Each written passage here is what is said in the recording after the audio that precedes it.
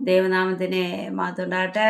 ഇന്ന് നമ്മൾ ധ്യാനിക്കാൻ പോകുന്ന സങ്കീർത്തനം മത്തായിൻ്റെ 24:5.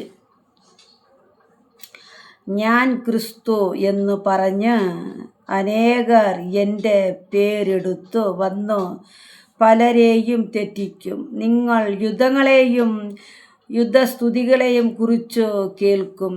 ചഞ്ചലപ്പെടാതിരിപ്പാൻ സൂക്ഷിച്ചു കൊള്ളുവിൻ.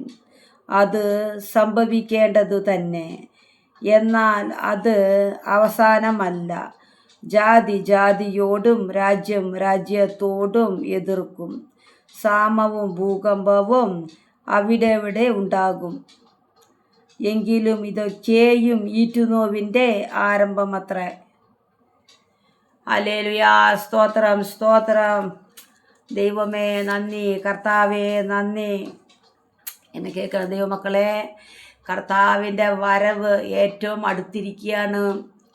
ഹല്ലേലൂയാ. സ്തോത്രം. സൂര്യനിലെ മാറ്റങ്ങൾ, ചന്ദ്രനിലെ മാറ്റങ്ങൾ, നക്ഷത്രങ്ങളിലെ മാറ്റങ്ങൾ, ക്ലൈമറ്റ് ചേഞ്ച്, കടലും അവിടെ കടൽക്ഷോഭങ്ങൾ എല്ലാം ലോകത്ത് നമ്മൾ കാണുന്നുണ്ട്. കർത്താവിൻ്റെ വരവ് ഏറ്റവും അടുത്തിരിക്കുകയാണ്. നമ്മൾ ഒരുങ്ങണം ദൈവമക്കളെ.